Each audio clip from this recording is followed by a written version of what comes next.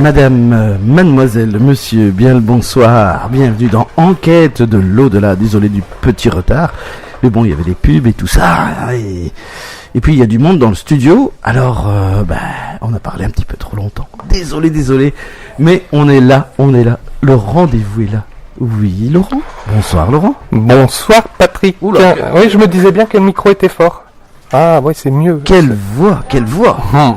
Tu vas casser la baraque, là. En plus, tu tousses. Ouais, je m'en remets doucement. Moi aussi, là. là, vous entendez, pour les auditeurs, là, j'ai la voix un petit peu enrouée. Ce soir, on va parler avec notre invité de la sorcière du Nord, c'est bien ça? Oui, la sorcière du Nord qui s'appelle.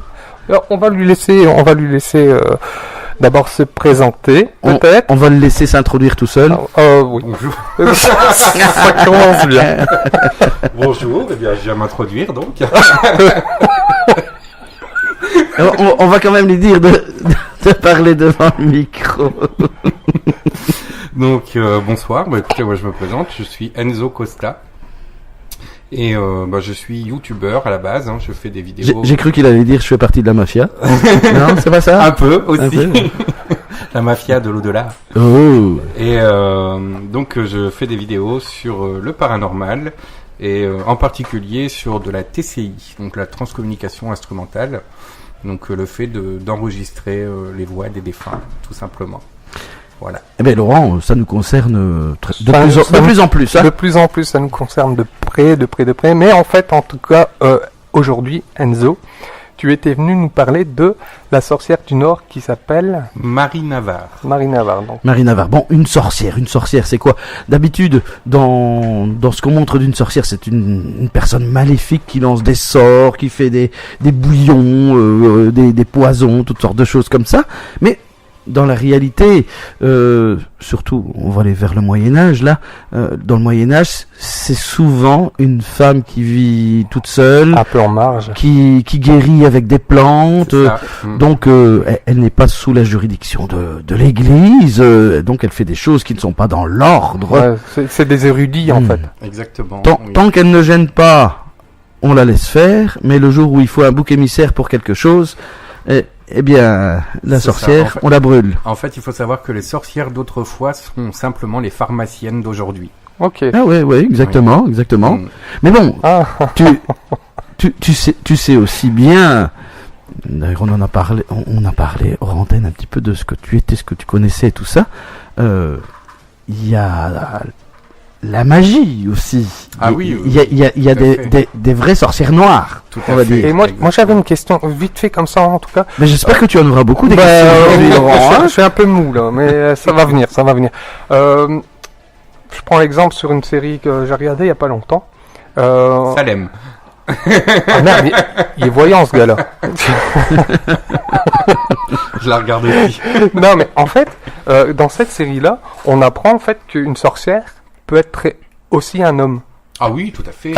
Oui, mais on dit un sorcier. Nous on dit sorcier, mais dans cette série-là, on dit que c'est une sorcière. Oui, on peut dire aussi sorcière. Ah bon, au féminin. Voilà, oui, tout à fait. Étonnant. En tout cas, à l'époque, oui, ça se faisait beaucoup. Une sorcière, c'était homme ou femme. C'est parce qu'en fait, quand on parle d'un sorcier aux États-Unis, on pense à un sorcier indien, l'homme médecine, aussi. qui justement guérit avec les plantes et la nature. Voilà. Ah donc, voilà. C'était ma question. Si, on a enfin pris en gros ce que c'était la sorcière. S'il faut, on y reviendra plus tard.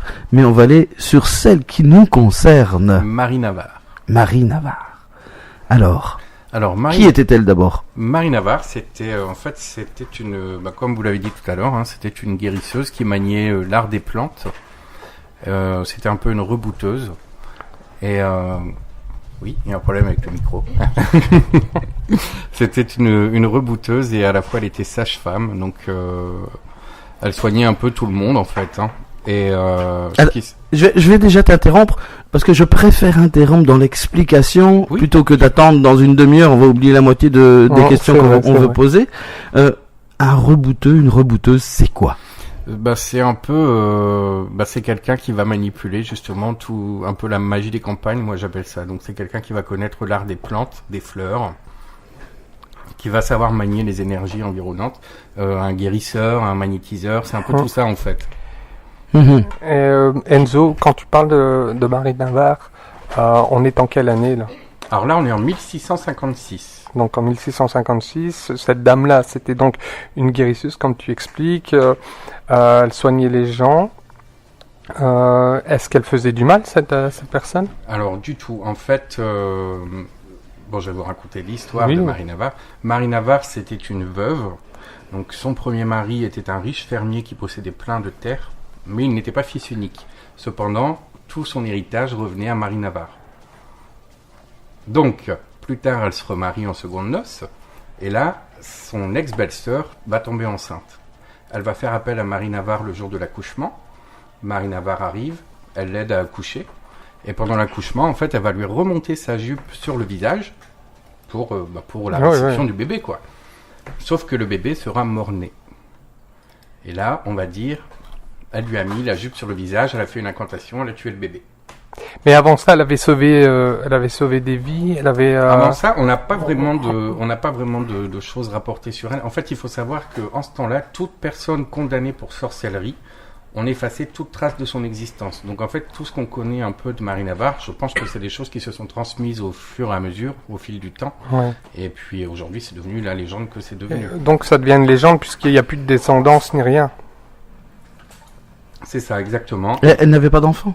Alors, elle avait un fils de son premier mariage, mais on n'a pas plus de ça non plus, de traces. Il de a lui. peut-être même changé de nom ou quoi. Peut-être, à mon avis, il a fui très loin, je pense, surtout. Certainement.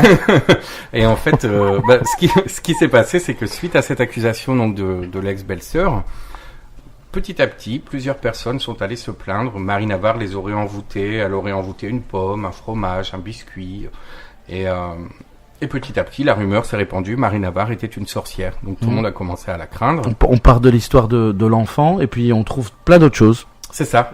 En fait, ça a été vraiment le point de départ et ensuite il y a eu plein de ramifications. Et de là, Marie Navarre a pris peur parce qu'il faut savoir qu'à l'époque, on brûlait facilement à la moindre occasion. Faut savoir d'ailleurs qu'à cette époque-là, les riches, par exemple, un riche propriétaire pouvait très bien fricoter avec la bonne. Et de peur qu'elle le dénonce, il va l'accuser de sorcellerie. Donc il a bien profité de la bonne et au dernier moment il va dire que c'est une sorcière. Après il profite du barbecue. Exactement, voilà. J'ai eu de la chance. Ma grand-mère n'a pas été traitée de sorcière. Et donc la rumeur se répandant comme une traînée de poudre, Marie Navarre a décidé de quitter la ville. Chose qu'elle aurait peut-être pas dû faire. Et chose étonnante. Ça n'a fait que retarder, je pense, son exécution. Et en plus, la coïncidence, c'est qu'aujourd'hui, on est à Tournai, et en fait, elle a pris la fuite vers Tournai. D'accord, ok. Voilà. Là, je ne comprends pas très bien parce que en fait, à cette époque-là, on avait regardé. C'était les Pays-Bas espagnols, donc encore plus catholiques que la France du Nord. Mais après, il faut savoir que Marie Navarre n'était pas du coin. Donc, j'allais dire une petite précision aussi, savoir. Donc, on parle de la sorcière du Nord, mais pourquoi en tout cas ça nous a intéressé? Parce que dans le Nord, ça se trouvait où exactement? À Templeuve. À Templeuve Nord. Templeuve Nord. Donc juste à la frontière. À côté de Sizouin. Alors il faut savoir que Templeuve à la base ça vient de Templum Iovis, qui voulait dire le temple de Jupiter. Et en fait aujourd'hui à Templeuve vous avez l'église Saint-Martin dans le centre-ville, et à la place de cette église à l'époque c'était un temple romain. Et en fait, ce temple, on n'a jamais eu de preuve de son existence. Donc on sait qu'il était là, mais on n'a jamais retrouvé de preuve de son existence. D'accord. C'est parce que moi, quand j'entends temple, pleuve, ah oui, c'est comme pour Templeuve en Belgique. Moi, je pense au temple templier. Ouais. Et bien souvent, il y a des lieux qui ont des noms comme ça, consonance templière. Mais bon, tu parles de temple de Jupiter, donc le dieu principal chez les Romains. Le dieu supérieur plutôt, et j'imaginerais bien qu'il y avait donc quelque chose de celtique juste avant ça. Ah oui, je pense, mais sur ça on n'a vraiment aucune trace en fait de l'avant Templeuve. Alors toi qui sent des choses, qui voit des choses, as-tu été dans l'église? Oui, tout à fait.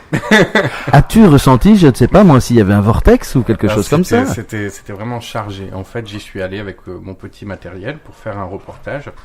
Le but de mon reportage, c'était vraiment de rencontrer Marie Navarre ou des témoins de l'époque pour avoir plus de renseignements sur la vérité, quoi. Et en fait, au départ, ça m'a amené au moulin de Vertin.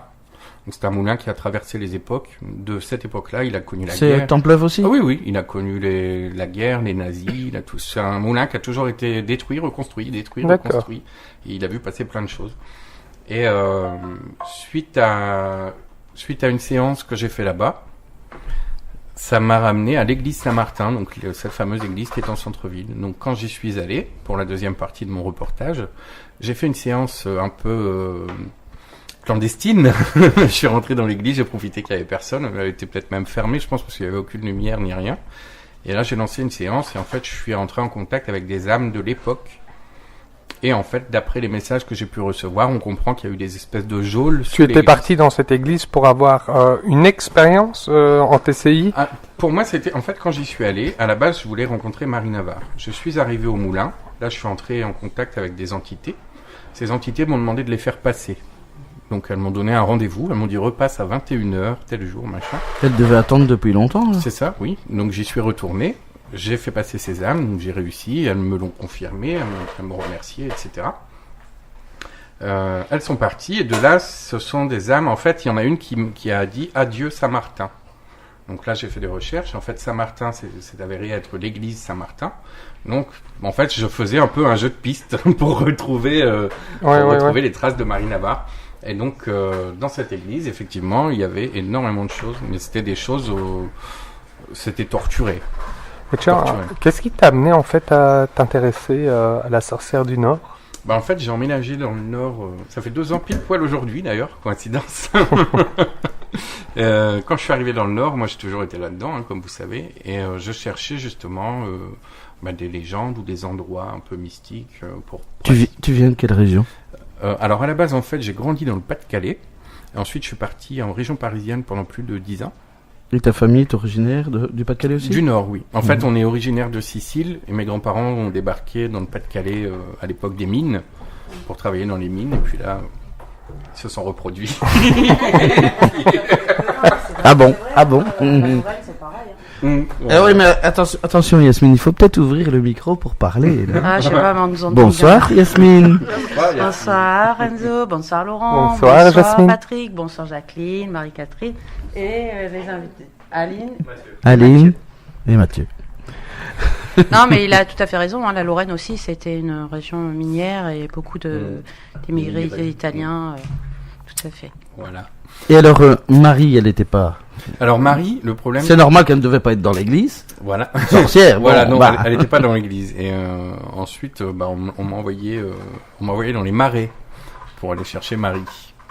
Donc en fait, Qui t'a envoyé dans les marais? En fait, de fil en aiguille, j'ai suivi les pistes des messages que je pouvais recevoir. Et donc j'avais des messages du genre, on a vu brûler Marie. Marie est dans les marais. Enfin, c'était vraiment plein de petits messages disséminés comme ça, à chaque fois sous forme d'indices. Donc c'était à moi de gratter tous les indices que je pouvais avoir. Et après, je suivais la route. Donc j'ai atterri dans ces marais qui étaient introuvables, parce qu'en plus, moi, j'avais l'ancien nom des marais, etc. Ouais, il y a peut-être plus de marais. Et en fait, si. Et en fait, chose étrange, c'est que à l'époque, à l'entrée de ce marais, il y avait un cabaret qui s'appelait le cabaret du Ramon. Alors qu'est-ce que c'est un Ramon? Un Ramon, c'est un mandrat. Non, un Ramon, c'est ce fameux balai de sorcière, vous savez, avec les branchages. Voilà. Que je te dis, Patrick, de faire pour ta petite fille. Hein. Voilà. Et donc, on soupçonnait à l'époque que ce cabaret était un lieu de rencontre des personnes pratiquant la sorcellerie.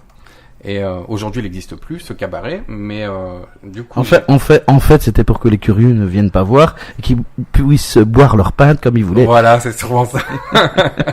Et donc, j'ai fini dans ces marais, effectivement, et effectivement, c'était chargé. Et là, j'ai eu quelques messages bien sympathiques. Je te comprends. Si tu vas tout près du cabaret, que tu vas dans le marais, tu t'es chargé après. À savoir que les marais, c'est des endroits où ils sont très chargés énergétiquement, pas en bon. Hein. Tu dois en savoir quelque chose, Laurent, puisque tu fais la formation géobiologie. Voilà. Donc tout ce qui est marée, ça attire toutes les entités de basse vibration. En fait, il faut savoir que Marie n'était pas la seule à avoir été condamnée. Hein. Il y a eu énormément de gens, des hommes comme des femmes, Et arrivé dans ces marais, ce qui était à la fois touchant et étrange, c'est que j'ai eu pas mal de messages de gens qui, en fait, ils voulaient me repousser et ils voulaient pas que j'entre en contact avec Marie. Et c'est comme s'ils la protégeaient, en fait. Ouais. Et parce qu'il y a eu tellement d'injustice aussi, parce que Mais en fait, le marais qui est à l'extérieur, c'est une échappatoire à la vie de tous les jours, parce qu'on va pas dans le marais. Voilà, c'est ça, plein c'est un peu la de cachette. sales bêtes, Ouais. il fait humide, c'est pas bon quoi. Donc pour se cacher, c'est Ouais. l'endroit idéal. C'est je aussi un lieu de souffrance, donc les vibrations sont vraiment en osmose avec leur état, Voilà. leur Bah, état d'âme. Hein, Tous les gens rejetés vont là-bas, les lépreux. n'importe C'est quoi. intéressant ce que vous dites, hein, parce que pour revenir sur la série Salem. tu sais, Salem, tu vois les morts, ils les déposent dans les marais, ça, hein, oui, dans les marais. exactement. C'est horrible. Ouais. Et par contre, ce qui est paradoxal, c'est que dans ce marais, aucune âme n'a voulu que je l'aide en quoi que ce soit. Ils m'ont tous dit qu'ils étaient très bien là et qu'il fallait les laisser tranquilles. Quoi, Il y en a qui choisissent le chemin obscur, hein, qui préfèrent ce chemin. Donc c'est vrai C'est qu'il ça. faut accepter aussi leurs demandes et Ouais. pas les forcer s'ils veulent pas aller dans la lumière. Quoi. Voilà. Et donc, concernant Marie, du coup, il faut que je vous raconte un peu son procès, etc. quand même. Ah, Ah oui, oui. parce qu'il faut pas aller au moulin directement. Voilà. hein. donc, comme je vous disais, elle a pris la fuite vers Tournai. On l'a rattrapée. Donc, on l'a ramenée à Templeuve. Et là, l'horreur a commencé. En fait, on lui a rasé la tête, on l'a tondue, en fait. On l'a mise à nu. Ça, c'est une méthode qu'on a encore utilisée il y a pas très longtemps. Ouais, Une cinquantaine d'années. Mais donc on a brûlé tous ses vêtements, on l'a mise à nu et on l'a mise dans un panier. On l'a mise dans un panier qu'on a suspendu en fait. On voulait pas qu'elle ait de contact avec le sol parce qu'on avait peur que ses pouvoirs lui viennent du sol. Donc on l'a vraiment accrochée au plafond en fait. Hein. Ce qui en soi n'était pas si bête que ça. Oui, tout à fait. De toute façon, ça changerait rien, puisque le contact, même si elle n'était pas en contact du sol, même si elle était dans l'énergie, elle pouvait, sans Que ce toucher soit, au ouais, sol, que ce voilà. soit dans, ouais, voilà, c'est ça. En Soit- connexion. C'est parce que on a le sol, et puis en bas, on a du bas astral, et puis on a le fond de la terre où il y a du magma et Non, mais les esprits des aussi. forces négatives. C'est bien ce que tu dis. En plus, les esprits étaient limités aussi, hein, donc ils n'avaient pas toute la science pour comprendre toutes ces choses. Oui. Mais c'est vrai que ce qu'il dit Patrick, c'est que le bas astral, voilà, ça part de la base. Pour eux, c'était l'enfer, c'était en bas, quoi. C'est ça aussi, oui. Mm. Et ce qui s'est passé, c'est qu'une fois nue dans un panier, donc le panier béni et tout, hein, et là on l'a aspergée d'eau bénite, donc évidemment elle s'est mise à grelotter, à trembler. Et là, comme elle tremblait, c'était forcément un signe de possession. Donc, En fait, les curés du moment, enfin les ecclésiastiques du moment, étaient très malins et mettaient dans certaines conditions. Et puis hop, on balance de l'eau C'est bénite ça, et voilà. puis on a une réaction. Et donc La peur et toutes ces choses, les sueurs froides qui s'enchaînent. Ça n'a pas changé, Laurent. Hein, les hommes politiques, hein, divisés pour mieux régner, hein, servir le peuple. Hein. Ça n'a pas changé. Hein. c'est ça, c'est tout un contrôle, hein, de toute façon. C'est bizarre, Patrick m'a attaqué là-dessus la semaine dernière. Et puis bon, toutes ces choses aussi font peur hein, quand on ne connaît pas, on n'a pas la maîtrise de toutes ces notions, hein, parce que souvent même un guérisseur était considéré comme un sorcier. Exactement, oui. Et donc après, ce qui s'est passé, c'est qu'ils ont fait venir le barbier du village et ils lui ont donné le rôle du chirurgien. Donc il est arrivé avec une pique et son rôle à lui, c'était de piquer Marie à plusieurs endroits du corps pour trouver l'endroit où il n'y aurait pas de sang qui coulerait en fait. Quelle horreur. Donc au final, il l'a piqué entre les omoplates. Et là, c'est du liquide céphalorachidien qui s'est mis à couler, donc un peu jaunâtre. Et donc, c'était une sorcière, parce que c'était pas du sang. Bah oui, encore une fois, là, on sait où il faut piquer pour qu'il n'y ait pas de sang. Et donc, suite à ça, donc le procès a démarré. C'est un procès qui a duré 36 jours.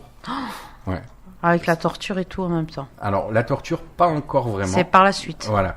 Là, pendant 36 jours, en fait, elle devait vraiment plaider sa cause et trouver des gens pour la soutenir, etc. Mais évidemment, personne n'a dit quoi que ce soit. Ben nous, on en a La peur. psychose et la peur. Ouais, Celui qui venait prendre sa défense était forcément complice ou sorcière.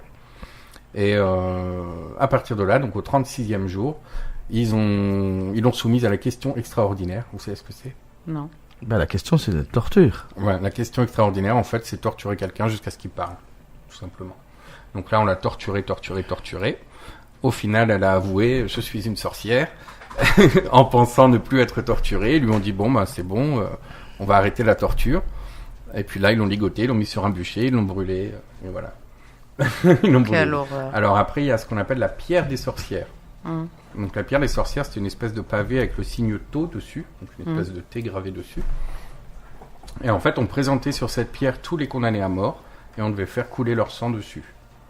Alors au jour d'aujourd'hui, si vous parlez avec le maire de Templeuve, il vous dira que c'était une pierre qui servait à délimiter des propriétés. Sauf que... Elle doit être chargée. Hein. Sauf que si vous allez derrière le presbytère de Templeuve, c'est là où je l'ai finalement trouvé, vous trouvez cette pierre qui est sous cloche. Alors ça fait une espèce de grille cadenassée, etc. Donc au jour d'aujourd'hui, les gens de ma génération, ils y vont, ils savent pas du tout ce que c'est, je pense. Parce que c'est vraiment là, comme dans un jardin public, aux yeux de tout le monde, quoi. Et je me dis, si c'était vraiment une pierre qui servait à délimiter les propriétés, pourquoi ce serait là, comme ça, sous cloche, enfermé, voilà, quoi. Comme moi, ça marque C'est intéressant. Et il faut voir, est-ce que cette pierre, on n'en retrouve qu'une ou alors il y en a plusieurs? Non, il y en a qu'une. En fait, d'ailleurs, ce qui était marrant, la petite anecdote, c'est que moi, au départ, je pensais qu'elle était dans le cimetière. Parce que je vais paraître inculte, je savais pas ce que c'était un presbytère. Ah non, ça se peut. Hein. Et donc, je suis allé voir dans le cimetière. Là, j'ai cherché cette pierre partout que je n'ai jamais trouvée. Et j'ai fait une séance dans le cimetière pour essayer de la trouver. Et c'est eux qui m'ont dit, allez derrière le presbytère. Donc après, il m'a fallu chercher le presbytère. Et puis là, c'était bon, quoi. Par contre, je reviens sur ce que le maire a dit. Effectivement, je reviendrai sur mes Templiers. J'ai déjà vu plusieurs endroits où les Templiers mettaient des bornes avec un T. En fait, 2 L retournées qui font un T. Et ça délimitait. Et donc, comme Templeuve avec un T, il y avait peut-être des bornes autour de Templeuve qui étaient comme ça. Ça n'empêche pas le tot. Ouais. Après, comme je vous dis, c'est une région, enfin c'est une ville en tout cas qui a vu passer énormément de choses au fil du temps, hein, même les nazis, etc. Par exemple, le moulin dont je vous parlais tout à l'heure, quand je vous dis qu'il a traversé le temps, il a vraiment traversé le temps. C'est-à-dire que quand il faisait froid les hivers, il était à moitié démoli par des bombardements, etc. Les gens venaient se servir en bois, donc ils piquaient les poutres, etc. Les nazis venaient s'entraîner à tirer là, où ils venaient picoler. Enfin, c'était vraiment ce moulin, il a vu plein de choses passer. Et toute la ville en général, je pense, avait encore un lieu qui doit être chargé, justement. C'était c'est d'ailleurs le premier épisode de mon reportage, il est consacré au moulin. C'est vraiment là où on m'a appelé à l'aide et où j'ai dû retourner le soir pour faire passer les âmes, etc. Et en faisant l'enquête sur la sorcière, ça t'a amené dans divers endroits comme l'église, le moulin. Ça t'a amené dans d'autres endroits aussi. Le presbytère, tu m'as dit. Alors, j'ai commencé par le moulin, l'église, le cimetière, la pierre et les marais. Okay. C'est fou parce que moi, Templeuve, j'ai toujours senti une énergie qui m'a tiré. Hein. Mais alors... Attention, parce que Yasmine ne connaît que Templeuve en Belgique, on est à Templeuve en France. Là. Ah, d'accord, ok. Mais alors moi, quand je suis arrivé dans cette ville, donc je suis arrivé avec ma petite 106, ouais, d'accord. Et je me suis arrêté sur le bas-côté, parce que j'avais croisé un cheval qui ressemblait à un dalmatien géant, c'était marrant. Donc, je me suis dit, ça y est, j'arrive vraiment dans la ville où tout est possible. Et en fait, là où je me suis garé, dans le fond, il y avait une espèce de forêt avec des grands arbres de peupliers, je crois. Et j'ai senti quelque chose de très lourd, mais c'était un peu l'ambiance à la Evil Dead, je sais pas si vous connaissez un peu, où la forêt vous observe complètement, quoi. Et c'était vraiment troublant. De là, c'est tout. Je suis parti, j'ai fait tout mon reportage. Et en fait, j'ai terminé dans cette forêt finalement, parce que les marais étaient à côté. Ouais. Donc finalement, il y avait vraiment quelque chose de... Alors là, ça va être l'énergie, elle va être décuplée, hein, avec le 31 octobre. Les énergies sont très fortes. Donc, est-ce que tu as obtenu toutes les réponses que tu cherchais lors de tes recherches? Alors, pas vraiment. Après, j'ai décidé de me positionner comme beaucoup de reportages se positionnent, c'est-à-dire de tenter de démontrer des choses tout en restant neutre. Tout à fait. Donc à la fin, finalement, le spectateur est en droit de se poser la question, c'est vrai, c'est pas vrai, elle a vraiment existé, elle a pas existé, elle était gentille, elle était méchante. Il y a vraiment une... De toute façon, dans toutes les légendes, il y a une part de vérité, on le sait. C'est ça. Mais bon, après, elle a existé, ça c'est sûr et certain. En fait, la vraie question de ma recherche, c'était est-ce qu'elle était coupable, innocente, est-ce qu'elle était bonne ou méchante? C'était vraiment ça, en fait, que je voulais savoir. Mais toi, qu'est-ce qu'il te dit, ton cœur? Mon cœur me dit que c'était pas une méchante. Moi non plus, tu vois. Avant même que tu le dises, je le savais. Ouais. Et par contre, c'était... par contre, elle a beaucoup souffert. Et encore une petite anecdote, c'est Elle avait quel âge? Alors là, je ne saurais pas vous dire. Elle avait la quarantaine, il me semble. Ah d'accord, elle était comme un certain âge. Et alors, c'était marrant parce qu'à chaque fois que je devais analyser des bandes des journées que je passais là-bas, donc j'étais dans ma chambre le soir, Et dès que ça venait à parler de ces choses-là, il y avait comme une odeur de purin qui s'installait dans ma chambre, l'odeur des campagnes, vraiment la bouse, ou c'était vraiment c'était fumier. Fort, hein. Et je pense qu'il y avait un contact, elle voulait vraiment te parler avec toi. Et bon, vu qu'elle était protégée, comme tu disais, par les autres, donc elle avait pas je pense qu'elle a un besoin aussi d'exprimer sa douleur. C'est ça, mais en fait, les autres, c'était vraiment... J'ai pas senti le truc où on est méchant, on reste dans le marais, on est des méchants. C'était plus le truc, vous nous avez fait tellement souffrir que maintenant on reste à l'écart et ne nous parlez plus. Et c'est une force pour eux, d'avoir plus de monde avec eux. Exactement. Donc le fait de la garder, ça fait une force avec eux. Mais bon, peut-être qu'elle a envie d'aller vraiment vers la lumière. Ouais. Peut-être. Mais est-ce que tu as réussi à avoir un contact avec elle vraiment? Avec elle, j'ai eu un seul message malheureusement où elle m'a juste fait un clin d'œil. Elle m'a dit bonjour mon petit anglais. Et en fait, c'est tombé à la période où je suis allé passer un séjour en Angleterre et j'ai découvert que la ville où je suis allé, c'était une ville qui m'appelait énormément et tout le monde me disait t'es anglais quoi. Et le message que j'ai eu, je pense que c'était elle, c'était très bienveillant, une belle voix de femme très douce. Elle m'a dit pour mon petit anglais. Mais je pense prochainement y retourner, essayer d'avoir un vrai contact. Moi, je pense qu'elle a envie d'aller vers la lumière. Elle a besoin d'exprimer d'abord ses souffrances. Et moi, je pense que tu devrais essayer de vraiment passer outre les autres parce que c'est leur désir à eux, mais bon, peut-être pas spécialement son désir à elle. Tout à fait, ça. Mais ce qu'il faut, c'est vraiment réussir à la contacter. Puisqu'elle a été une victime plus qu'autre chose. C'est ça, mais les autres font vraiment écran. C'est bluffant. C'est vraiment... Il faudrait que j'aille avec toi. Tiens. Ah, aucun souci. Moi, j'avais emmené Aline, en fait. J'avais emmené Aline, qui est dans le studio. et on a fait une séance dans ma voiture, sur le parking, en fait, des Marais. Et au moment de partir, donc c'est tout, je finis la séance, je coupe. Et au moment de partir, il y a eu une espèce de grand coup qui a été porté sur le toit de ma voiture. Donc la voiture a tremblé. Ouais, pour te dire, va-t'en, quoi. Voilà, mais sauf que là, du coup, je mets mon GPS pour rentrer, mon GPS ne capte plus rien. Enfin, ça a été un bazar. Donc il y avait un gros truc magnétique. C'est ça. Ils sentent un danger, tu as un danger pour eux. Et au final, j'ai pris la route sans GPS et je me suis débrouillé comme j'ai pu, quoi. Je voudrais revenir sur Marie qui est dans le Marais. Il faut pas oublier que Marie a été rejetée par l'ordre établi. C'est ça. Et que dans sa tête, elle ne voit peut-être pas d'issue à autre chose que de rester là. Et peut-être aussi qu'elle pas la lumière qui peut être là, elle la voit pas du tout. Elle a peur de nous. Oui, mais peut-être aussi elle est restée bloquée parce qu'elle a été traumatisée quand même. Voilà, tout à fait. Donc elle est restée dans cette époque. Et ceux qui sont autour d'elle sont des rejetés de la société aussi. Et donc ces gens-là, ils restent bloqués dans leur monde. Et puis ils la bloquent elle-même puisque l'énergie c'est comme si le négatif s'ajoute. Et il y a quand même un fait d'une importance capitale que je vous ai pas mentionné. Il faut savoir que toutes les personnes qui l'ont accusé de sorcellerie, en fait, c'était que des gens de sa famille, de son ex-belle-famille. Ah, les jaloux. Et c'était que des gens qui avaient intérêt à ce que Marie soit condamnée pour récupérer des terres. Et c'est là où est apparu l'amalgame, à savoir est-ce que c'était vraiment une sorcière ou est-ce qu'ils ont fait ça volontairement pour... J'aimerais pas être à leur place. Non, et je pense pas qu'ils se posaient ce genre de questions à cette époque-là. Si. Non, mais ça a toujours existé. Non, je suis d'accord, mais de se dire, est-ce qu'ils se posaient vraiment la question, est-ce une sorcière? Moi, je crois pas. Non, ou quoi. Oui, ça, je suis ils avaient envie qu'elle soit crucifiée, il fallait un bouc émissaire, et puis voilà. Exactement, je suis d'accord avec Laurent, voilà. Si l'intérêt c'était les terres, c'est facile à faire. En fait, c'était quelqu'un qui guérissait les gens. C'est ça. Voilà, c'est une guérisseuse, tout simplement, une chamane. Une sage-femme et tout. Voilà. Qu'est-ce qu'on serait devenu à ce temps-là? T'inquiète, il y a encore la chasse aux sorcières, même maintenant.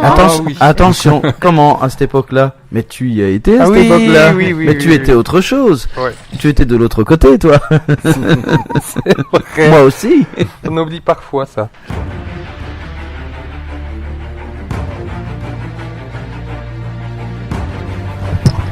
De retour, enquête de l'au-delà avec Laurent. Il y a Yasmine qui est toujours avec nous aussi. Et puis, il y a notre invité Enzo Costa. Eh oui. Alors, on vous parle aujourd'hui notamment de la sorcière de Templeuve. Alors, j'ai regardé sur la carte, là. On est aussi juste à côté de Bouvines. D'accord. Et Bouvines, grande bataille, la bataille de Bouvines. avec Philippe Auguste. Et bon, ben, on peut se dire, là-bas, il y a eu beaucoup de morts. Ah, c'est rue d'histoire. Hein. C'est pas la même époque, mais bon. Moi, je suis dans les sorcières. Ah, c'est le début d'une grande aventure, hein. C'est que le début. Après les sorcières, on va passer à des choses plus... Plus hard. Je me laisse embarquer. Ouais. Je chasse ces images de mon esprit. Par contre, Patrick, c'est un peu fort le son. Hein. Ah, tu entends trop fort? Ouais, moi j'entends super fort, j'ai l'impression de crier. Voilà, j'ai baissé un petit peu, merci. ça va mieux? Oui, t'es gentil. Mais merci. Laurent parle trop près du micro aussi. Hein. Alors, un coup je parle trop près, un coup je parle à côté, un coup je parle trop fort. Ah ben il faut se mettre au bon endroit. Hein. Bonjour vous. Non. Je vais devoir lui mettre un rond là pour l'empêcher. Ah, un spouch là. Je vais devoir lui lancer un sort. Ah. Tu vois, après il se moque des sorcières, t'as vu ça? Ah, faut jamais se moquer d'une sorcière. Ouais, maintenant il va jeter Non, des c'est sorts. très dangereux, c'est très dangereux. Très, très dangereux. Non, elles sont gentilles les sorcières, c'est Bah, ça dépend. les Hein. êtres Ça humains qui... dépend. Ouais, je pense pas qu'il devait y avoir vraiment de mauvaises sorcières. Hein. On voit même au Moyen-Âge, hein, avec les... Oui, mais c'était plus discrète. Hein. On chassait plus les bonnes sorcières que les mauvaises sorcières. Ah oui, quoi. oui. Parce qu'elles étaient plus malines, hein, les mauvaises sorcières. Hein. Bah, de toute façon, si vous regardez la série Salem, hein, comme tu disais tout à l'heure, Laurent, c'est pas mal. C'est un peu ça. En fait, c'est des sorcières qui se sont incrustées dans le conseil et qui abusent tout le monde pour se protéger elles. Exactement. Je vais vous raconter une petite histoire qui m'a concerné. Un jour, je demande, c'était au temps du Minitel. Oh là, j'étais Oh. pas né. Et je tombe sur c'était l'ancien internet quoi. Hein. Je tombe sur un site voyance gratuite. Ah, je le fais. Je reçois 15 jours après le courrier parce que tu ne reçois pas ça par Minitel naturellement. C'était pas encore aussi sophistiqué qu'internet. Ils t'ont envoyé un pigeon voyageur. Juste le pigeon quoi. C'est presque ça. Et bon, on m'annonce diverses choses et puis comme quoi il y a un sort qui est jeté sur moi. D'accord. Bon, Mais je peux vous l'enlever pour Oui. 500 francs. ah oui, naturellement, on dit ben voilà, vous pouvez me recontacter et blablabla, ça coûte autant. Voilà. Je mets ça dans un tiroir. Et puis un jour, mon père vient et j'étais justement en train de faire ranger les tiroirs, tous les papiers là qu'on entasse et tout. Et j'ai dit oh tiens papa, tiens, on dit que c'est dans la famille qu'il y a un sort qui est jeté. Tu le veux? Tiens, lis, ça c'est un truc que j'ai eu une fois. Et il regarde. Je peux le prendre avec? Bah, je dis, bah oui. Le lendemain, il me téléphone. Bon, voilà, j'ai été voir Mémé Jeanne. Et je lui ai parlé de ce qui était écrit sur le papier. Et elle m'a dit, ben, juste en dessous de chez nous, il y a une femme qui était connue pour lancer des sorts, une femme qui était recluse comme ça, toujours avec une tête, comment dire, les cheveux en l'air. Ouais, une vraie sorcière quoi. Là, c'est un cliché. Moi, je connais des méchantes sorcières qui sont très belles et sexy. Exactement. Ah ouais, bon, là, Ah bah oui. laissez-moi continuer, ça va aller très vite. C'est pour ça que je disais elles sont malines les mauvaises sorcières. C'est ça. Alors, bon, bah, en fait, ça venait de là. Ils ont fait une neuvaine. 9 jours, tous les deux, en même temps. Le soir du début, à la fin de la neuvaine, à 3h du matin, mon père s'est réveillé en faisant un cauchemar. Il téléphone à ma grand-mère. Elle était réveillée aussi par un cauchemar. Et en fait, il y avait cette femme qui revenait à eux, mais qui se détachait. Et en fait, 2 heures plus tard, je quittais mon domicile pour quitter ma première femme. Ah. J'étais libéré, en fait. Ça veut dire que le sort, ça, c'était vrai. Ça, ouais. Ou que ton ancienne femme, c'est une sorcière, quoi. Donc, les sorcières existent toujours. Ah oui. Oui. À quoi peut ressembler une sorcière à l'heure actuelle? Bah, tout. À moi. À toi. Comme moi.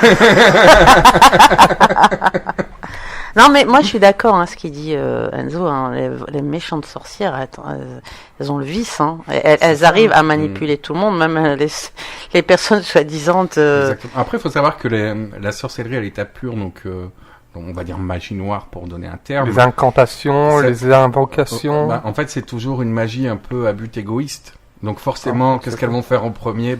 Elles vont faire en sorte de rester belles, jeunes, sexy, etc. Ouais, tout ce qui est gothique, quoi. Voilà. Après, quand vous voyez la vieille sorcière complètement déglinguée, bossue, sans les dents, les cheveux crépus, etc., je pense que c'était une sorcière sexy qui a fait tellement de mal. Non, ça c'était une vieille grand-mère qu'elle a juste eu le revers. Trouvait pas jolie. C'est juste, à mon avis, le revers de médaille, parce qu'après, j'ai connu aussi des dames qui étaient super belles, et à force de faire le mal, tu les revois à 50 ans, elles ont plus de dents, elles ont de l'arthrite, elles ont les cheveux crépus. Tout à fait. Donc après, il y a aussi le triple choc à prendre en compte. Le triple choc, l'effet boomerang. Exactement. Mais ça, c'est toutes des énergies, ça. Voilà, les intentions qu'on y met. C'est pour ça, moi, j'y crois. Enfin, je suis quelqu'un quand même qui est assez ancré, mais je dis que dans l'énergie, c'est pas bon. T'as des plantes, des trucs, leurs trucs, leurs serpents, ça, tout ça, pour moi, c'est des conneries. Ouais. Mais c'est l'intention, c'est vraiment l'intention qu'on y met. Par exemple, qui fait marcher le sort, et puis on s'adresse pas à n'importe qui non plus, on prend les gens qui sont vraiment fragilisés. Tout à fait, moi je suis d'accord. Qui sont aussi dans une énergie négative, parce que moi j'avais étudié beaucoup tout ce qui est magie noire et tout, et il disait que tu as trois âmes intermédiaires, t'as 3 âmes, t'as l'âme sainte, donc tu pourras faire tous les sorts que tu veux, ça marchera pas. T'as l'âme intermédiaire et t'as l'âme noire, l'âme qui est chargée. Et donc les plus qui sont touchés, c'est l'âme noire, quoi. Donc c'est l'âme noire ou l'âme intermédiaire, mais l'âme sainte, tu pourras faire toutes les sorts que tu veux, ça marchera pas. Mais après, je voudrais revenir, si vous permettez, sur ce que tu disais au niveau de l'intention. C'est l'intention qui compte finalement. Exactement. Permets-toi. Comme pour tout. C'est-à-dire que moi, par exemple, je suis dans la Wicca. Donc la Wicca, c'est un engagement avec la nature, avec le cycle des saisons, etc. Donc c'est vraiment la manipulation des énergies, la collaboration avec les énergies qui nous ça ressemble très fort du celtique. Oui, tout à fait. Tout à fait, oui.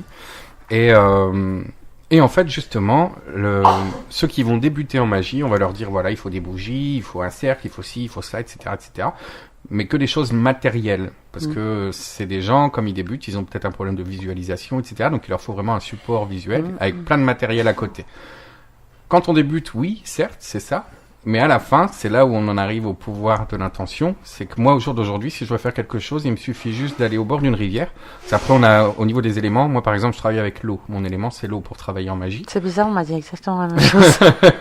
De toute façon, travailler au bord d'un cours d'eau, ça plonge, ça envoie tes énergies beaucoup plus loin. Déjà. Attention, aussi, de l'eau, pas des marées. Non, de l'eau. Mais en fait, moi j'ai un petit... L'eau courante. Je suis passé en fait par un petit rituel qui te permet de te faire appeler par l'élément qui te correspond en magie, en fait. Moi, c'est tombé sur l'eau. Et au jour d'aujourd'hui, si je veux faire de la magie, j'ai juste à me pointer au bord d'une rivière avec un bout de pain. Et j'y vais juste, en général j'y vais le soir du coup pour pas être vu, mais je me suis retrouvé plein de fois du coup en plein milieu... avec des oiseaux autour de toi. Voilà, au bord d'une rivière, dans la nuit noire, donc c'est un peu flippant. Non, pas du tout, si tu es ancré, tu es en paix avec toi-même. Des fois t'arrives dans le noir, au milieu d'une forêt, près d'une rivière, tu sais pas trop. T'entends une branche qui craque. Voilà, mais au jour d'aujourd'hui, donc je vais au bord d'une rivière, je fais ma petite incantation, donc mon appel, donc je vais faire mon cercle, etc. Mais c'est que de la visualisation. Tout à fait, ce que j'ai ça. Et ensuite, je fais mon appel donc à la déesse ou au dieu. Moi, personnellement, je travaille plus avec la déesse parce je suis beaucoup plus dans les forces subtiles, elle a un nom, sensibles, etc. Le nom, c'est le nom que tu veux lui donner. En fait, si tu cherches un nom à la déesse, on va te sortir tout un listing de toutes les déesses de toutes les mythologies. En fait, tu vas choisir celle qui te parlera le plus. Mais ce sera toujours la même de toute façon. Voilà, exactement. Moi, personnellement, je l'identifie beaucoup à la lune. Et d'ailleurs, il faut savoir que la lune, je sais pas si vous connaissez un peu le symbole de la déesse avec les 3 lunes. Donc il y a la lune croissante, pleine lune et décroissante. Donc croissante qui représente la jeune fille, pleine lune qui représente la mère et décroissante qui représente la vieille dame. Donc c'est vraiment la femme dans toutes les étapes de sa vie finalement. Et au jour d'aujourd'hui, c'est pour ça que juste avec l'intention, j'ai pas besoin de matériel et juste à l'offrande, je vais jeter le bout de pain dans l'eau en disant j'appelle ça, c'est un peu comme les cartes Enzo. Je dis c'est Madame Irma. Tu sais, quand tu sors tout le bling bling, c'est un peu voilà, c'est un peu. Donc c'est vrai que on a tout en nous, tous ces pouvoirs sont en nous, donc on n'a pas besoin d'accessoires vraiment spécifiques pour faire. Mais après, je conçois très bien qu'au départ, on ait besoin de ce matériel. Quelqu'un qui va débuter, je vais pas lui dire tout de suite fais sans matériel parce que je pense pas que ça mènera à grand chose. Oui, après la personne, c'est comme tu vois, tu commences avec les cartes, à un moment tu n'as plus besoin de cartes et puisque ton pouvoir il est en toi, il est pas dans les cartes, c'est qu'un support. C'est ça.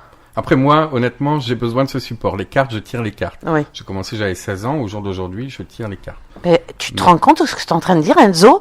Non, tu mais- fais des rituels sans que je c'est sais. ça et tu prends encore les cartes? Mais Alors en que fait, au niveau de la médiumnité, je vais tirer les cartes, mais à côté, j'ai aussi des visites. Donc, Ouais. je vais avoir clairvoyance, clairaudience, clair sentant, je sais pas ouais, comment on dit, je connais pas trop les et termes. tu utilises encore les cartes. Ouais. Mais en même temps, c'est mon petit doudou, quoi. Ouais.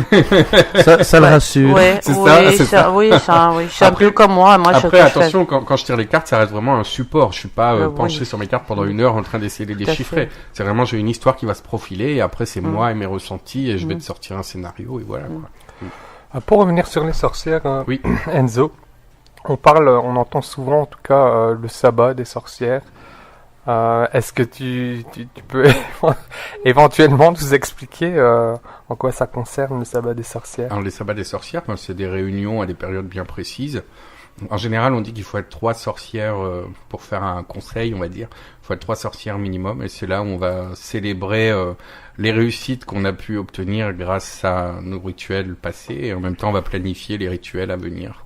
Et Non, juste, je voulais juste poser, moi, est-ce que c'est pas aussi un hommage aussi puisque tu disais que tu travaillais avec les esprits de la nature, hein, avec Ah oui, tout tout ça. à fait. Est-ce que c'est pas aussi pour célébrer aussi, voilà. Exactement, tout au niveau des cycles des saisons. Oui, tout à fait. Voilà, les fêtes Wicca. Après les fêtes Wicca, je me suis penché dessus sans vraiment m'investir dedans. Parce que... dis la vérité, dis pourquoi. Parce que je suis tout seul. En fait, ce sont des choses qu'il faut savoir fêter à plusieurs finalement, parce que c'est vraiment des occasions à chaque fois où tu as un petit rituel, un petit jeu à faire, une danse, une chanson, un poème, un gâteau, il y a des boissons à préparer, c'est vraiment c'est comme on ferait Noël finalement. Tout Et on à fait fait, ça tout plusieurs à fois fait. par an. Mais du coup, comme je suis tout seul, bah j'ai jamais pris le temps de le faire. Mais, vraiment. À part creuser une pauvre citrouille à Halloween peut-être. Mais... Oh, la sorcière. Mais, enfin, moi, je voulais en venir par rapport au sabbat, surtout par rapport à ce qu'on entend, les sorcières sacrifier des bébés, des choses comme ça. C'est vraiment une légende, tu crois, ou Je pense que ça s'est fait à l'époque. Ça, Ouais. ouais. Ouais, ça s'est fait, mais plus ce côté satanique, je dirais. Hein, C'est pas- ça. Parce qu'attention, il y a les bonnes sorcières qui pratiquaient la Wicca et tout ça. Hein. Et puis tu avais les mauvaises sorcières ou les mauvais sorciers, que voilà, c'était plus un côté satanique. Hein. C'est ça. Le mal. une personne qui pratiquait la Wicca, t'es une sorcière hein. Alors la Wicca, il y a une seule règle. Moi, c'est une règle qui me va très bien pour définir vraiment la Wicca. C'est fais ce que tu veux, mais ne nuis à personne. Exactement. Du coup, tu pars du principe que tout rituel ou sortilège ou je ne sais quoi impliquant que quelqu'un va penser différemment de son libre arbitre, à partir du moment où tu vas inciter quelqu'un à faire ou à penser d'une manière qui ne lui correspond pas, pour moi, en tout cas, en tant que Wicca, c'est de la magie noire. Ouais, ça C'est toujours l'intention. hein. voilà. Tu forces. Oui, C'est tout ça. à fait. Par contre, Tu bouges le sens normal des choses. C'est ça. Alors après, il y en a plein qui vous feront des nuances. Hein. Il y a des subtilités, magie rouge, magie verte, magie machin. ouais, j'ai entendu il y a très peu de temps ça, magie rouge. Je Voilà, connaissais pas ça- du tout. c'est Bah, la magie magie d'amour, rouge, ça, c'est non la magie fait amoureuse. puissante, En fait, ça. voilà, Ouais. c'est la magie amoureuse. Alors après, moi, j'ai vu récemment, par exemple, quelqu'un qui en parlait sur Internet, où il te dit que la magie rouge. Alors si je dis je veux que Jasmine m'aime, eh ben c'est Ça une marchera ma- pas. c'est- Ça marche pas sur moi. J'ai même plus, ça marche pas. Admettons, si je veux faire un sortilège en disant Ouais. je veux que Jasmine m'aime, Ouais. et ben là, ce sera considéré comme de la magie rouge négative, assimilée à de la magie noire, parce que c'est forcer Jasmine à m'aimer. Voilà, mais Si- à savoir aussi que si moi je suis dans un état de faiblesse et que je rentre dans ton jeu, oui, ça marchera. Mais si moi je ne donne pas cette puissance à la magie l'intention que tu as mis, à la magie que tu as faite, ça marchera pas. Alors moi, honnêtement, dans l'adolescence, je suis passé par plusieurs phases. J'ai testé. Je sais parce que la magie, moi j'ai pas testé, mais on a testé sur moi et je peux te dire que maintenant je connais tout par cœur. Ouais. Donc c'est aussi la puissance que tu mets à activer cette magie. Voilà, par exemple, si tu sais, par exemple, par quelqu'un qu'on t'a fait de la magie, on t'a fait ça pour que tu aimes telle personne, tout. Si moi je suis là, je dis oh là là, on m'a fait de la magie et tout, et j'entretiens ça, j'augmente la puissance de l'intention que tu as mise. Ah bah oui, ça Mais c'est c'est sûr. évidemment, je prends la c'est règle. sûr. Par contre, Enzo, si jamais elle est dépressive, là, ça va aller tout seul. Oui, bah oui. Mais exactement ce que j'ai dit, les âmes noires, comme je parlais des âmes, là, dans l'état où tu es, t'es dépressif, t'es malade, t'es pas bien. Voilà, ça. Les portes sont grandes ouvertes. Mais après, en fait, là où je voulais en venir, c'est que du coup, il y a une façon de dédouaner la magie rouge comme étant pas bien. C'est que si à l'inverse, je fais juste un rituel pour dire je veux rencontrer l'amour. Et là, en fait, c'est les énergies qui vont se mettre en place pour attirer à moi une personne qui me correspondra. Tu travailles avec la conscience universelle. Voilà. Et à ce moment-là, ce serait de la magie moins négative et plus tolérable. Alors moi, je voudrais te poser une question, puisque j'ai un petit peu ça. On sait qu'on est de nouvelles énergies, hein, on est en plein de transformations, transitions, où on est aussi vers quelque chose de nouveau. On travaille vers la lumière, vers des choses beaucoup plus explicative, et aujourd'hui où tout ce qu'on parlait tout à l'heure de support, de tout ça, où tout ça est obsolète, puisque la magie elle est en nous, et que cette magie on peut transformer toute chose, qu'on a conscience aussi de notre alignement, de ce qu'on est. Donc aujourd'hui on peut dire que, parce que moi je vois tout le monde, parce que là ce qui fait peur, Internet, t'as de tout, hein. Moi j'ai vu des choses sur Internet, c'est impressionnant de comment on peut donner ça à des gens, surtout que les gens ne sont pas qualifiés, ne sont pas sont néophytes dans tout ça, ils vont faire ça comme un jeu, et ça peut engendrer des choses graves. Je suis heureux de t'entendre dire ça. Ah mais j'y ai pensé combien de fois. Moi-même en tant que pratiquant de la TCI, j'ai eu à faire, j'entends souvent des gens, donc des spirituels d'internet, moi j'appelle ça, qui disent aux gens allez-y, faites de la TCI, c'est génial, vous allez avoir plein de messages, etc. Ouais, c'est comme faire du spiritisme, quoi. C'est du spiritisme. Je tiens à le préciser ici pour tous ceux qui nous écoutent, la TCI, c'est une technique de spiritisme. On parle pas d'appeler quelqu'un au téléphone, on parle d'appeler les morts. Oui, c'est ça qu'il faut vraiment réaliser. Et pas que les morts, hein. Voilà. Il y a de tout Voilà, exactement. Mais du coup, si t'as pas le mental adéquat, si t'as pas un minimum d'expérience, si t'as pas un minimum de vécu aussi, de maîtrise de tout ça. Voilà. Mais du coup, j'ai eu plein de gens, j'en ai moins maintenant, qui venaient me voir moi sur Internet en disant un tel m'a dit que je devais me lancer, mais j'arrête pas de me faire insulter dans mes messages. Moi je t'ai dit de faire attention. Surtout qu'on est dans les énergies où le voile entre le bas et le haut est infime. Hein. On sait qu'il y a plein d'entités qui sont de tous bords. Et là, on a reçu Patrick Emmanuel Page, un jeune de 21 ans, un super médium, qui fait de la transcommunication. Il parle avec les défunts. Et il nous a raconté une histoire de 3 jeunes qui ont joué au spiritisme avec les vers et tout. Et qu'est-ce qui est arrivé ? À chaque période, ils avaient un accident. Des accidents, oui. Même jour, là où ils ont pratiqué, tout le temps, ils avaient un accident. Et ils ont été voir Emmanuel, et là, il a vu quelque chose d'énorme sortir, de nombreux très noirs, très en colère et tout ça. Et donc, il leur a bien expliqué, il a dégagé tout ça, il a dit, il ne faut pas jouer avec des trucs que vous ne maîtrisez pas, quoi. Ça. Donc, moi, quand je vois sur Internet des rituels, acheter ça, moi, j'en rigole parce que, je connais. Et moi, aujourd'hui, c'est obsolète, on n'a pas besoin de tout ça. On a besoin de travailler sur soi, on a besoin de se reconnecter à soi. Les pouvoirs, on les a en soi. Bien sûr, et l'intention compte, c'est ça qui est le plus important. L'intention de ce qu'on veut faire. Si c'est faire du mal, de toute façon, on se reprend le boomerang des choses. C'est le karma direct. Ça. Après, de toute façon, moi je vous dis, j'ai commencé ça où j'étais ado. Et après, moi, ça me venait de famille, c'est encore différent. Mais au jour d'aujourd'hui, c'est clair que avec tout le vécu que j'ai derrière, j'ai eu largement le temps de réaliser que finalement, des fois, on n'a même pas besoin de demander, ce qui doit être fait se fait tout seul, en fait. Tout à fait. Donc c'est juste une question de temps, finalement, et d'ambition, et d'intention, comme tu disais. Surtout l'intention. Ne dis pas ambition, c'est encore pire. Ouais. Intention. Ambition, c'est... Je me suis rattrapé. Voilà. C'est encore un côté égotique, l'ambition, mais c'est vraiment le pouvoir, tu vois, le pouvoir sur l'autre. Donc vraiment une intention pure d'aider l'autre, une intention d'élever toute chose à ce qu'il y a de plus merveilleux, quoi.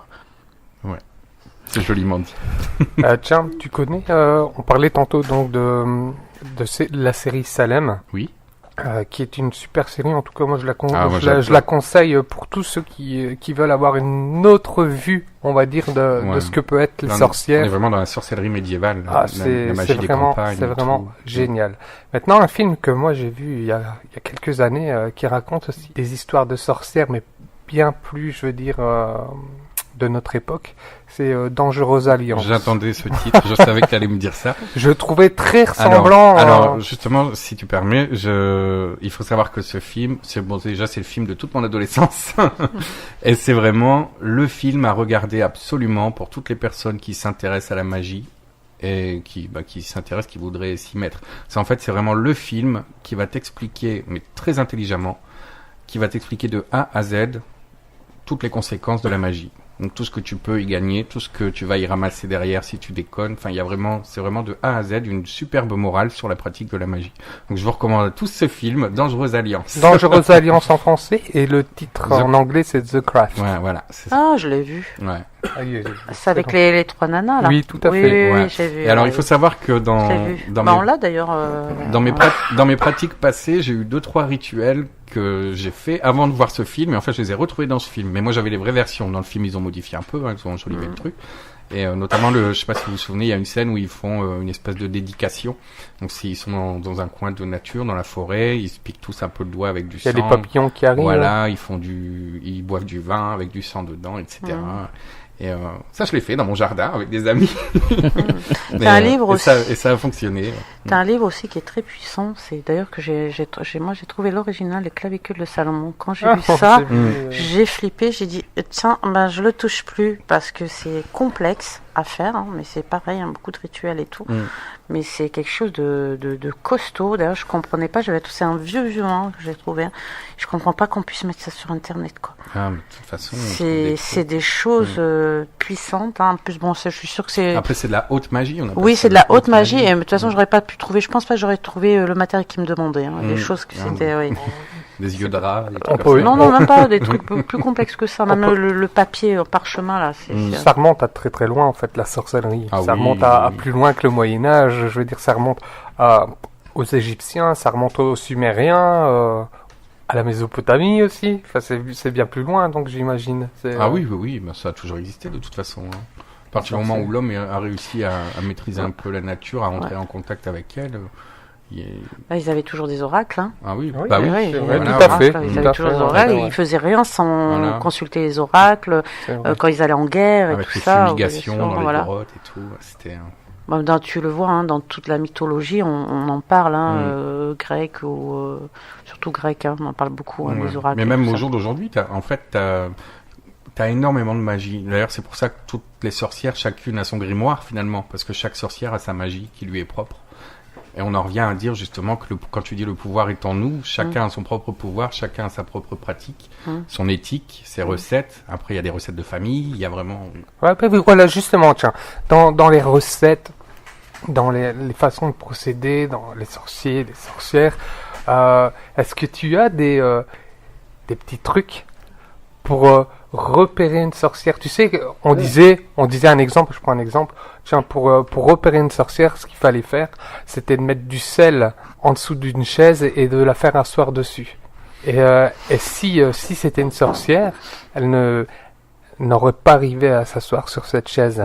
Alors moi, le peu de choses que j'avais sur ce sujet, c'était des phrases en latin, en fait, qu'il fallait réciter devant une personne que tu soupçonnais de sorcellerie. Ouais. Et en fait, si tu voyais cette personne qui était mal à l'aise, qui était d'un coup gênée, qu'il fallait absolument qu'elle parte, là, tu pouvais deviner qu'elle avait quelque chose de pas très très bien.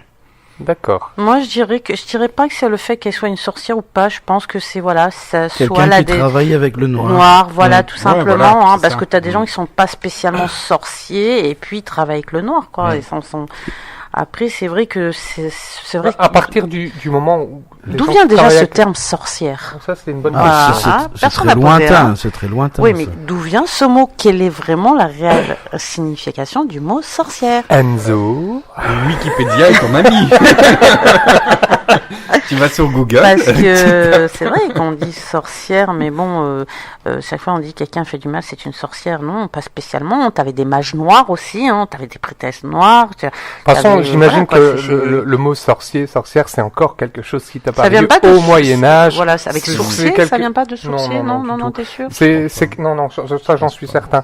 C'est quelque chose qui est apparu au Moyen-Âge par l'Église catholique, le dogme de l'Église. Wikipédia est là. Voilà. Le mot sorcière, féminin de sorcier, remonte au latin populaire.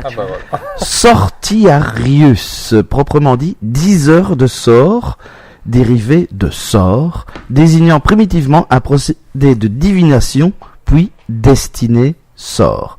Le nom de la sorcière en ibéro-roman, tel que le portugais bruxa, espagnol bruya ou catalan bruixia, ainsi que l'occitan bruessia, proviendrait d'un hispano-celtique bruxia d'ailleurs sous la forme de briques, tiens. C'est bon. Et tu sais, Sort. Donc on revient toujours au sort. Oui, mais quand il parle comme ça, on se croirait dans une émission de la RTBF. C'est ça. alors, tu vois, ce que je trouvais, Je me suis dit, il va tu vois, chanter à regarde, la les fin, il va faire une Amérindiens chanson. étaient des chamans, étaient des guérisseurs, hein, ils travaillaient comme les sorcières, hein, puis c'était des guérisseuses à la base, parce qu'on comprenait pas comment elles pouvaient soigner, alors que les Amérindiens, ils avaient leurs sorciers, et ils soignaient, et c'est pas pour autant qu'on les a brûlés sur un bûcher, quoi. C'est ça, mais après, je pense que ouais, ça dépend de la culture de chacun, tout simplement. Non, mais je pense Donc, que c'était une histoire un petit peu politique, hein, dire parce que c'est un peu comme maintenant, hein, l'Église, il y a des choses que l'Église a cachées, Bah, comme après- la réincarnation.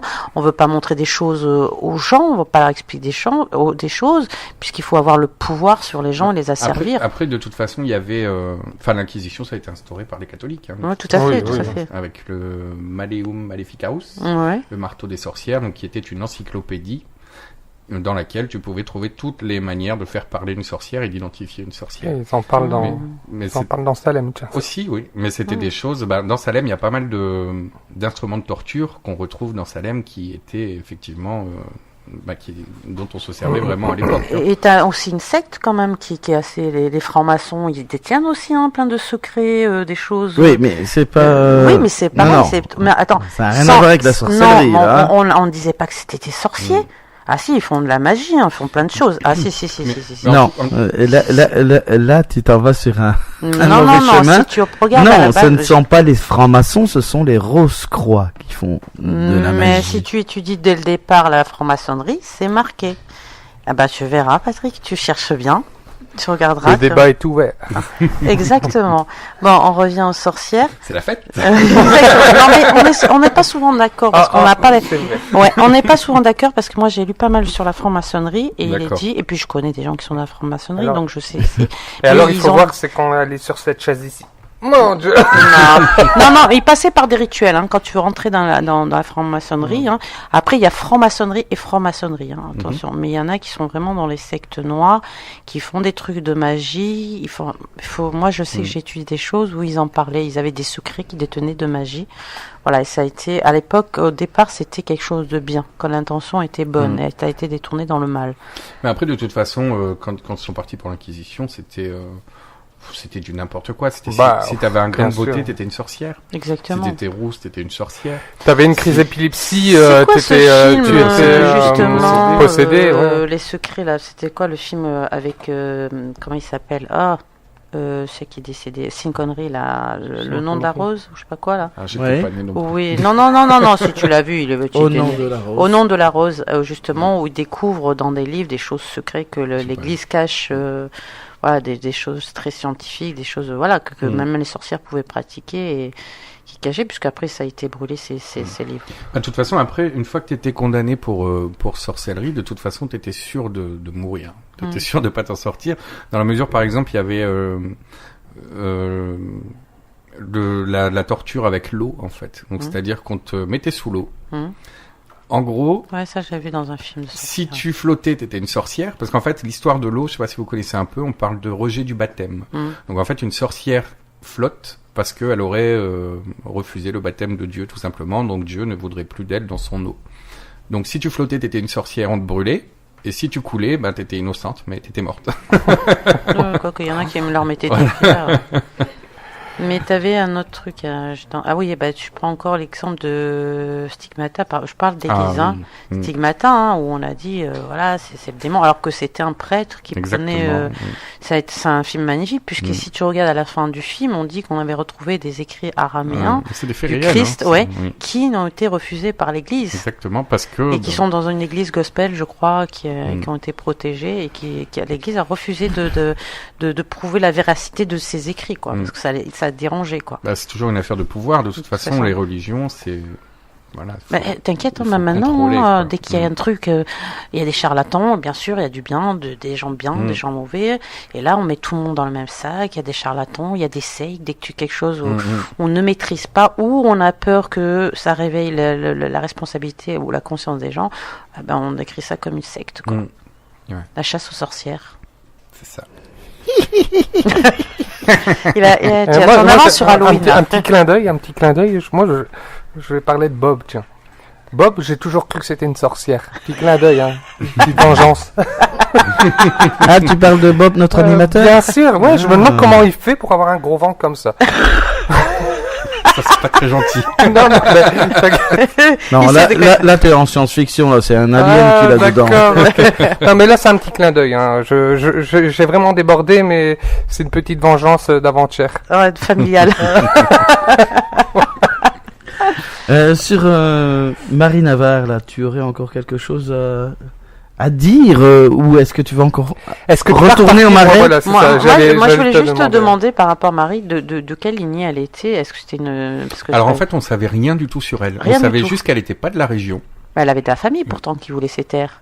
C'était la famille de son ex-mari. Ah, d'accord. Elle est arrivée... Alors, maintenant, je ne veux pas m'avancer. Dans mon reportage, on entend des messages où ils disent Marie de Perros-Guirec. Donc ce serait une Bretonne. Une Bretonne. Voilà. Et plusieurs fois, j'ai ce message. Donc peut-être qu'elle viendrait de là, effectivement. Après, je veux et on n'a pas de forcément de renseignements sur elle parce que justement ces renseignements c'est passé. Voilà, en fait, suite au procès, quoi. Exactement. Oui, mais bon. Quand elle est morte, on a tout brûlé parce qu'en fait, à partir du moment où tu étais vraiment reconnu coupable de sorcellerie, où tu étais exécuté vraiment comme il fallait, on brûlait toute trace de ton existence. En général, quand tu es exécuté, c'est comme il faut. Ouais. Non, mais bon, mais même la famille de son ex-mari savait quand même son histoire personnelle, quand même. Bah, la famille de son ex-mari, c'est eux qui l'ont accusé de sorcellerie, donc ils ont préféré l'oublier, je pense. Ouais. Non, mais c'est dommage, quoi. Mais en fait, quand quelqu'un était exécuté pour sorcellerie, on brûlait tout ce qui lui appartenait, on effaçait toute trace de son existence, de peur que ça puisse le faire revenir de l'enfer, d'entre les morts. Ouais, c'est ce qui risque de nous arriver dans un futur, là, avec tout ce qu'ils mettent, les appareils et tout. Hein. Dès que tu rentres pas dans le moule, allez, on t'efface. Non, mais c'est vrai, je rigole pas. Hein. Ouais. Non, mais on est en plein dedans aussi. Hein. C'est pour ça qu'on veut, tu sais, on met, comment on appelle là, les codes là, les codes barres et tout ça, les puces et si tu rentres pas, ça me fait penser au film là avec Will Smith là, Ennemi d'État là. Ah oui aussi. Voilà, on l'efface, il n'existe plus, il n'existe plus du tout quoi, nulle part, mais c'est un peu ça quoi. Mais comme quoi, hein, le passé est toujours là, bien présent sur certaines choses, hein, bien sûr différemment à une autre époque, mais c'est toujours là. Hein, et d'ailleurs, pour en revenir à la scène de l'église par exemple, où donc si on écoute les messages, on comprend qu'il y a eu des espèces de geôles dans le sous-sol. Et en général, les églises belges, il y a eu beaucoup de, je veux dire, tu sais. Là, on est dans le nord. Belge. Là, on est dans le nord. Belge, pourquoi? Templeuve Nord. Ah, mais enfin, c'est quand même sur le bord, mais. On est pas loin. À part Saint-Denis en France, j'en connais aucune autre, en tout cas, d'église où il y a des catacombes ou tu sais, des tunnels, quoi. Ouais. Non, mais ce qui est intriguant dans ce deuxième épisode de mon reportage, c'est qu'en fait, je suis tombé sur deux âmes qui avaient l'air un peu de gourous et qui avaient l'air de vouloir empêcher les autres de passer. Donc c'était vraiment, on les retenait un peu prisonnières. Tu sais, tu me fais penser à un film, tu sais comment ça s'appelle là, le film qui aime bien Patrick, Ghost Whisper là. Oui, j'ai vu une série, c'était ça. C'est une belle sorcière. Elle vient sortir une nana de là-bas, mais qui est prise par justement d'autres énergies de vibrations basses, qui veulent pas la laisser partir, qui veulent la garder. C'est de repousser la sorcière, de dire non, va-t'en, laisse-nous tranquille, on est bien. Ça me fait penser à ça. Depuis tout à l'heure, tu parles de ça, et c'est exactement ça, quoi. Où c'est dans une énergie vraiment sombre et elle veut sortir la personne, vraiment l'amener à la lumière, mais elle a du mal, quoi. Ouais. Enzo, oui, tu as un groupe sur Facebook. Oui. Ah, il faut tout dire. Hein. Le groupe, la page. De quoi parle-t-on sur ce groupe? Bah, sur ce groupe, en fait, on a c'est beaucoup des personnes endeuillées, en fait. Alors, c'est soit des personnes endeuillées qui viennent chercher du réconfort. Donc, notamment, on a beaucoup de veuves, par exemple. Et soit des personnes endeuillées qui viennent chercher du réconfort, soit des personnes en quête de réponse ou de soutien, ou même parfois juste de compagnie au quotidien. Et c'est un groupe où on parle vraiment de tout et de rien. Et à la fois, ça reste toujours très dans l'espoir, spirituel. Et c'est toujours le plus positif possible. Et en fait, c'est un groupe qui m'a été demandé en séance. En fait, j'ai fait une séance de transcommunication. On m'a dit qu'il fallait que je crée un groupe pour rassembler un peu les gens qui en avaient besoin. Alors moi, Patrick, pardon. J'y étais faire un petit tour sur ce groupe. C'est vrai que j'y participe pas beaucoup. Franchement, voilà. Je suis dessus aussi. Mais en tout cas, pour les fois que j'ai été, t'as vraiment l'impression que c'est vraiment un bon groupe. Je veux dire, tu tu t'y sens bien, quoi. T'as les gens, il n'y a pas un mot de travers.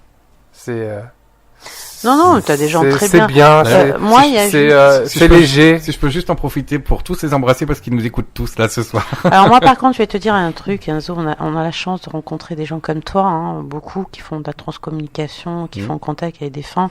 Et ce qu'on peut constater aujourd'hui, c'est un engouement terrible pour ça. La seule chose où moi, je pars du principe que c'est pour aider une âme en souffrance, en deuil, l'aider justement pour pouvoir continuer et sa mission de vie, son chemin de vie, travailler sur elle, lui apporter un plus. Je suis entièrement d'accord. Mais il s'est avéré aussi, puisque j'ai pu parler avec d'autres, c'est que beaucoup de gens veulent vivre que dans ce truc-là. Voilà. Et oublient de vivre leur chemin de vie sur Terre. Et ça, c'est très dangereux. Exactement. Alors, c'est là où moi, justement, je fais la part des choses depuis tout petit. Parce que, comme je vous dis, je suis né dans ces trucs-là. Et depuis tout petit, j'ai toujours fait en sorte... c'était... en fait, j'ai pas choisi ça. C'est un peu comme une sexualité. Non, mais tout à fait. C'est ton chemin de vie, tout simplement. Voilà. Et en fait, c'est venu à moi. J'ai dû faire avec. Jusqu'à mes 17 ans, j'ai cru que j'étais fou, donc j'ai épluché tous les médicaux. Hein. Alors, je crois que j'étais schizophrène. Enfin, je suis passé. Au moins hypochondriaque. Voilà, je suis passé par tous les états. T'es pas le seul, hein, le jeune qu'on a reçu, il a vécu la même chose que toi. Et c'est quand à 16-17 ans, mon père a découvert que je faisais les cartes. Il a convoqué sa mère et donc ma grand-mère maternelle. Et puis autour d'un café, il lui a dit bon bah ça y est, il fait les cartes. Donc elle m'a regardé, elle m'a dit bon bah fais-moi les cartes. Là je vais tirer les cartes. Tout ce que je lui ai dit, bon, j'avais vu juste. Le lendemain, elle a rappelé mon père. Tout ce que m'a dit ton fils, c'est bon et tout. Et en fait, elle lui a dit, il faudrait lui présenter ta sœur. Et là, j'ai découvert que j'avais une tante qui vivait à 10 minutes de chez moi, qui était sorcière, que j'avais jamais vue de ma vie. Voilà, j'allais te poser la question. Il y a personne dans ta famille qui a ce don. On m'avait jamais parlé d'elle. Aussi, en fait, toute ma famille. Là, récemment, j'ai 34 ans. Ça fait même pas 4 ans que j'ai découvert que mon père, à mon âge, faisait 10 fois plus de choses que moi dans ce domaine. Et... Là, ils sont cachotiers, les parents. Hein. Après, ils disent, non, il faut pas faire comme papa et maman. C'est ça. Donc, ça m'a toujours suivi, mais moi, justement, j'ai toujours gardé, et c'est un des points fondamentaux de ce groupe que j'ai créé sur Facebook, c'est de garder cette part de rationnel. Et moi, je vis ma vie. Ça fait partie de ma vie, mais ça n'est pas ma vie. Alors Enzo, tu as ce groupe qui n'est pas ouvert à tout le monde. On est bien d'accord. C'est ça. Et qui s'appelle comment, au fait? Alors, qui s'appelle Enzo Costa, Paranormal, Spiritualité et Magie. Voilà. Mais à côté de ça, tu as une page où les gens peuvent aller et tu as un site internet. Voilà. À côté de ça, j'ai un site internet enzocosta.com. où vous retrouverez en fait toutes mes vidéos sur YouTube, mais de façon super bien rangée, par catégorie, etc. Il y a des choses en plus que vous avez sur mon site que vous n'avez pas ailleurs. Notamment, j'ai fait une partie blog où je rédige des articles sur des sujets bien précis. Par exemple, là, j'ai fait un article sur les neuvaines. Donc, foi, prière et neuvaine, où je vais raconter ma vision de la foi, comment j'ai pu perdre un moment la foi, la retrouver. Il y a toujours des petites anecdotes avec une petite histoire sympa. Et là dernièrement j'ai perdu la grand-mère de ma cousine en fait que j'aimais beaucoup, qui s'est manifestée à moi. Il y a eu tout un truc pendant cette semaine de veillée, donc j'ai fait un article sur le blog comment on fait une veillée funèbre à la mode sicilienne en gros, entrecoupé par des visites justement de la défunte qui vient me voir, etc. Et donc, après je fais des articles comme ça quoi. Ok. Et donc ce site-là, c'est enzocosta.com et la page Facebook le même nom, voilà, enzocosta.com. Après mon groupe Facebook, c'est vraiment réservé à... Mais le groupe, donc dans l'immédiat, tout le monde n'est pas accepté, on est d'accord. Voilà. Ça reste un groupe, je veux dire, ça reste familial. Voilà. Est-ce que les gens peuvent espérer adhérer à ce groupe après un laps de temps Alors oui, si vous voulez adhérer à ce groupe, en fait, écrivez-moi en message privé sur Facebook, expliquez-moi pourquoi vous voulez rentrer dans ce groupe. Parce qu'en fait, j'évite les gens qui veulent venir absolument pour faire leur publicité. Voilà. Alors on a les médiums qui viennent faire leur pub. On a ceux qui veulent absolument un message en TCI, mais enfin c'est limite, on donne un ordre. J'ai perdu ma tante et je veux un message, dépêche-toi. Après, il faut savoir vraiment pourquoi ils veulent un message. Ça, c'est la base de tout. Voilà. Quelle est l'intention? C'est ça. Alors, c'est l'intention. Après, il faut savoir que j'ai une éthique vraiment que je respecte et je fais pas n'importe quoi. J'accepte pas n'importe qui. Et en fait, mon groupe, c'est vraiment une petite famille que je me suis fabriquée. Tu as bien fait. C'est vraiment l'impression que ça donne. Voilà. Jasmine, c'est bien parce que moi je vois qu'il nous parlait Emmanuel où il s'est senti agressé. C'est un jeune qui fait tout seul et puis bon, il peut pas être pour tout le monde. Il répond même plus aux messages puisqu'il est déjà assez débordé par les téléphones, ses conférences et tout ça. Ce qu'il fait, il fait énormément pour déjà 21 ans. Et ce qu'il y a, on voit des gens agressifs. C'est tendu pour eux. Alors que non. Et à savoir, comme Ça. tu dis, l'intention qu'on y met. Pourquoi tu veux voir tel défunt? Pourquoi? Parce que leurs défunts, ils ont aussi leur chemin aussi à faire. Exactement. Maintenant, si c'est un message d'amour pour leur permettre d'avancer, de guérir certaines blessures, tout, je suis d'accord. Mais Ouais. après, si c'est un but de spectacle, Voilà, tiens, je vais c'est ça, parler, ouais, c'est ça. ça, non. Et c'est pour ça que ce groupe, c'est vraiment, comme je vous disais, une famille que je me suis fabriquée et mon but, c'est vraiment de protéger tous ces gens-là. Donc, ben, j'évite de faire entrer des gens qui ne devraient pas être là ou qui pourraient bousiller l'ambiance du groupe. Non, c'est moi, franchement, j'aurais bien dit, je vous conseille tous d'aller voir ce groupe parce que je le trouve vraiment, vraiment très bien, mais Non, allez voir ce groupe et attention à l'intention que vous y mettez. voilà. c'est ça. C'est bien dit comme ça. Tout le monde n'est Jasmine, pas ouais, c'est vrai. accepté. Voilà, notre émission arrive sur la fin. Oui, mais il n'y a pas de problème pour dire encore quelque chose. Si vous permettez, je voudrais juste faire une petite dédicace à mon filleul Elio, qui nous écoute depuis l'Angleterre. Toute la famille m'écoute. Yeah. On Hi. est écouté en Angleterre à Hastings. Et mon filleul aujourd'hui a 1 an. Elio, je t'aime très fort. Voilà, et bon anniversaire. Happy birthday to you. Happy birthday to you. Happy birthday to you, Elio. Happy birthday to you. Ouais. Merci beaucoup. Voilà. C'est sur ce dernier mot que je vous laisse avec Patrick. Eh bien, on va se retrouver un petit peu après 20h pour de la voyance guidance en Et direct. travaille sur soi. On fait pas Madame Irma. Surtout pas. J'adore ce film. Allez, à tout de suite.